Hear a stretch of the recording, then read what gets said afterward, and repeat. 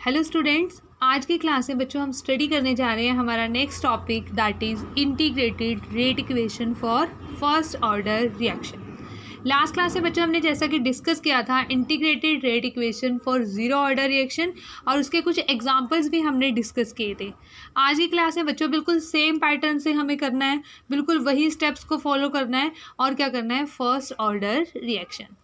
ठीक है, lecture start करने से पहले बच्चों मैं आपको एक चीज़ बता देती हूँ। जो फर्स्ट ऑर्डर रिएक्शन के जो क्वेश्चंस होते हैं मोस्ट प्रोबेबली आपसे वही क्वेश्चंस पूछे जाते हैं, चाहे वो आपका कॉम्पिटिटिव एग्ज़ाम हो, चाहे वो आपका स्कूल एग्ज़ाम हो। ठीक है, तो इसलिए बच्चों इस वीडियो को बड़े ध्यान से देखना और जो इसमें जितने भी फॉर्मूलाज इन्वॉल्व होंगे, जो ग्राफ्स होंगे, उन्हें भी आप बिल्कुल अच्छे से उस चीज़ों को समझ लेना। ओके, तो बच्चों अब स्टार्ट करते हैं हम फर्स्ट ऑर्डर रिएक्शन से। ठीक है, first what is a first order reaction. ठीक है, फर्स्ट ऑर्डर रिएक्शन क्या होता है बच्चों, हमारे पास a reaction in which rate of reaction is directly proportional to the concentration of reactant raise to power 1। Okay, for example बच्चों हम मानते हैं, let us suppose a reaction is, let us consider a reaction is A2 products. ठीक है, ए हमारे पास reactant है और वो किस में चेंज हो रहा है बच्चों, प्रोडक्ट में। ठीक है, and then rate is given by for first order reaction is directly proportional to concentration of A raise to power 1। Okay, अगर बच्चों ये इस तरीके से भी हो सकती है, कोई ज़रूरी नहीं है कि एक ही रिएक्टेंट ऐसे इन्वॉल्व आपको दिखाना है। A plus B reacts to form products P।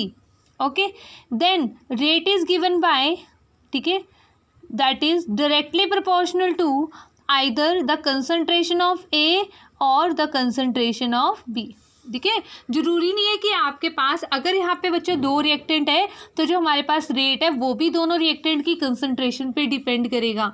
जैसा कि हम पहले के लेक्चर्स में हम ये चीज़ स्टडी कर चुके हैं कि जो ऑर्डर होता है, ऑर्डर क्या होती है, एक एक्सपेरिमेंटल क्वांटिटी। ठीक है, ये थ्योरेटिकल वैल्यू नहीं है, थ्योरेटिकली हम इसे फाइंड आउट नहीं कर सकते। तो ऑर्डर क्या है बच्चों, एक एक्सपेरिमेंटल कंसेप्ट है। ओके, चलो बच्चों अब स्टार्ट करते हैं। ठीक है, अगर हमने मान लिया बच्चों कि रेट ऑफ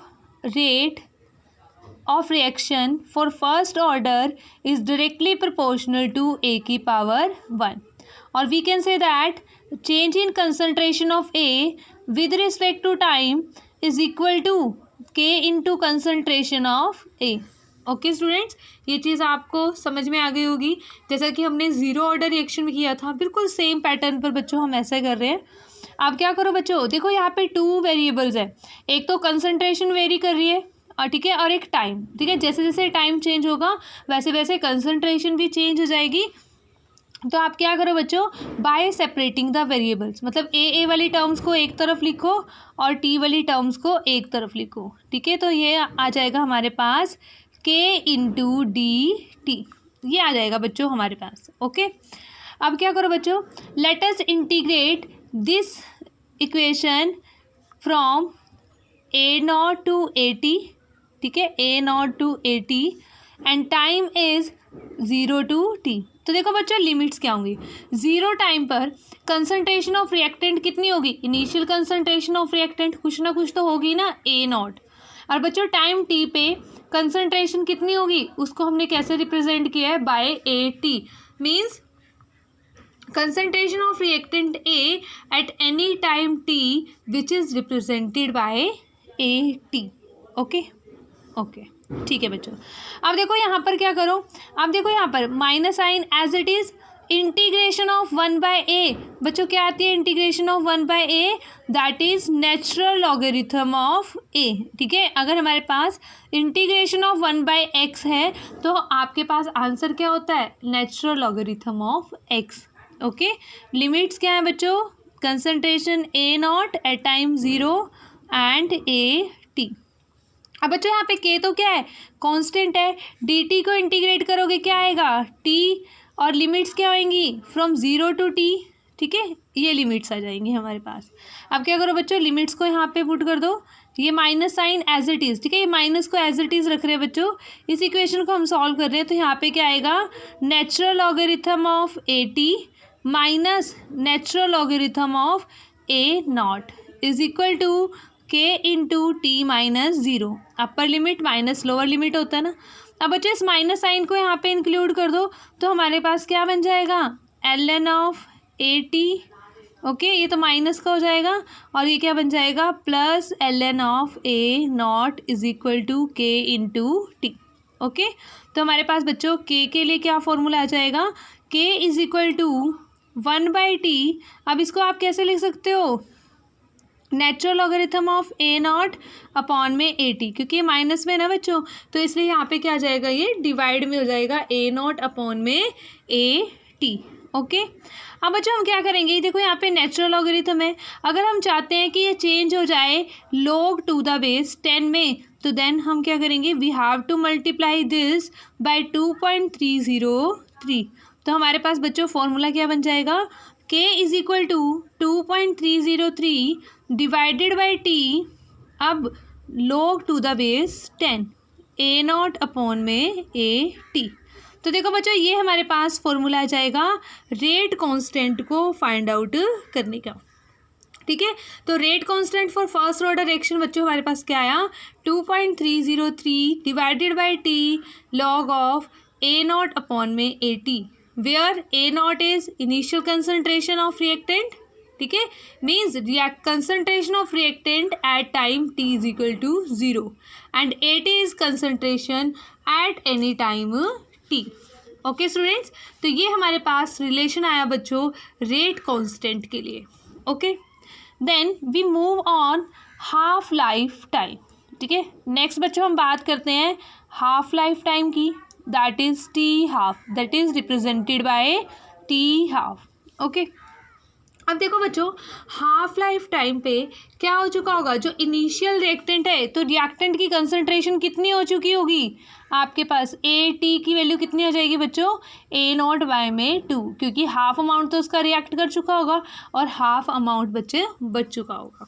ठीक है, तो चलो वैल्यू फाइंड आउट करो, हमें तो टी हाफ फाइंड आउट करना है ना, तो T is equal to 2.303 divided by में के, इसी रिलेशन से रखा है बच्चों, के को इधर ले आओ, टी को इधर ले आओ। ठीक है, log of A not upon में ए टी, तो बच्चों यहाँ पे टी की जगह आप टी हाफ रखेंगे। ठीक है, तो जब टी की जगह टी हाफ पुट करेंगे तो हमारे पास ए टी की जगह हम क्या पुट करेंगे बच्चों, ए नॉट बाय में 2, ए नॉट से ए नॉट कैंसल आउट, हमारे पास कितना आ जाएगा 2.303 ओवर के into log of 2। Okay, log 2 की वैल्यू कितनी होती है बच्चों, 0.3010। ओके, डिवाइडेड बाय में के, तो जब हम इसको कैलकुलेट करेंगे तो हमारे पास आंसर कितना आ जाएगा बच्चों, 0.693 डिवाइडेड बाय में के, that is rate constant. Okay students, तो ये हमारे पास बच्चों फॉर्मूला आ गया half life time for first order reaction. ठीक है, वन मोर थिंग बच्चों, देखो इस रिलेशन में हमारे पास एक चीज़ बहुत इंपॉर्टेंट है जो आपको पता होनी चाहिए। देखो यहाँ पर क्या है, देखो टी हाफ के फॉर्मूले में क्या कहीं पे इनिशियल कंसंट्रेशन टर्म आई, नहीं, तो it means half life time for first order reaction is independent of initial concentration of reactant. ठीक है, first order reaction is independent on initial concentration of reactant, that is A note. जबकि बच्चों zero order के case में आपने देखा था, zero order के केस में क्या था, half life time is directly proportional to concentration of reactant. Okay, और इस केस में क्या है, it is independent of reactant. Okay students, तो ये हमारे पास फॉर्मूलाज आ गए हाफ लाइफ टाइम के लिए बच्चों और के लिए, रेट कांस्टेंट के लिए। ओके, अब बच्चों हम बात करते हैं, अगर हमें ग्राफ ड्रॉ करना है, ठीक है, बहुत इजी है, आपको सिर्फ कंसेप्ट क्लियर होना चाहिए। ठीक है, तो बच्चों हम ग्राफ पहले बनाते हैं यहाँ पर, T half versus concentration of reactant, concentration of reactant. तो बताओ बच्चों, क्या अभी हमने क्या पढ़ा है, T half is independent of concentration of reactant, initial concentration of reactant, ऐसे लिख सकते हो, कंसंट्रेशन लिख दो बच्चों, कोई बात नहीं। तो अभी हमारे पास क्या होगा, ये इंडिपेंडेंट है, it means t half depend ही नहीं कर रहा, तो आपको कैसा ग्राफ ऑब्टेन होगा, graph parallel to x axis. मतलब चाहे आप कितनी मर्जी कंसंट्रेशन करो, इंक्रीज करो रिएक्टेंट की, टी हाफ पर उसका कोई भी इफेक्ट नहीं होगा, ठीक है, टी हाफ पर कोई भी इफेक्ट नहीं होगा। तो बच्चों टी हाफ वर्सेस कंसंट्रेशन का जो ग्राफ आएगा वो कैसे आएगा, parallel to x axis. Okay students, तो ये हमारे पास हुआ फर्स्ट ग्राफ हमारे पास फॉर फर्स्ट ऑर्डर रिएक्शन के लिए। ओके स्टूडेंट्स, अभी हमें एक दो ग्राफ को और स्टडी करना है बच्चों, ठीक है।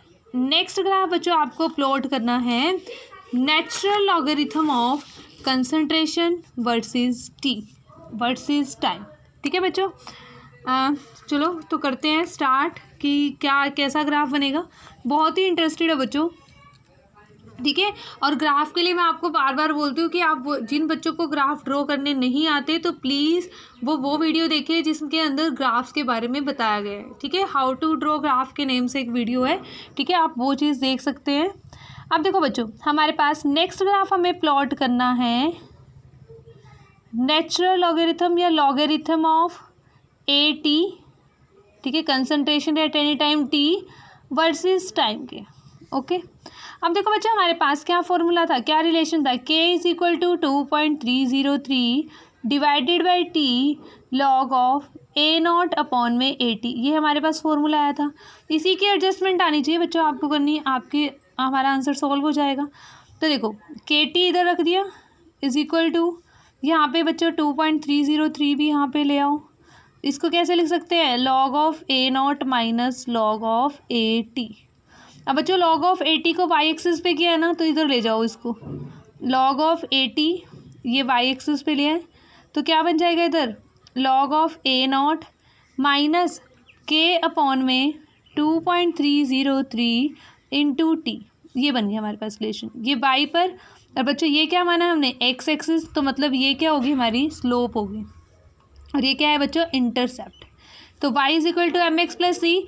और बच्चों देखो स्लोप क्या है, नेगेटिव है, हमारे पास स्लोप कितनी आई है इस रिलेशन से, slope m is equal to minus K upon में 2.303, तो ये स्लोप नेगेटिव है, तो इसका मतलब बच्चों हमारे पास ग्राफ कैसा आएगा, ग्राफ इज लाइक दिस, ठीक है, with straight line graph with negative slope. तो हमारे पास इसकी स्लोप कितनी है बच्चों, माइनस के ओवर 2.303 हमारी स्लोप है। तो ये ग्राफ आएगा बच्चों हमारे पास लॉग 80 वर्सेस टाइम के बीच में।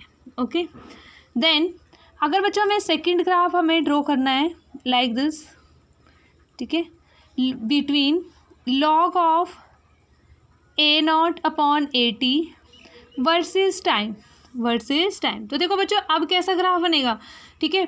अब देखो log of A not upon में 80, इस पूरे को क्या रख दिया बच्चों, वाई एक्सिस पर, ठीक है। तो ऐसे बनाओ के इंटू टी अपॉन में 2.303 is equal to log of A not upon में 80, ठीक है। इसको रीअरेंज कर दिया, टी को उधर लेके चले गए, 2.303 से डिवाइड कर दिया, तो ये बन गया।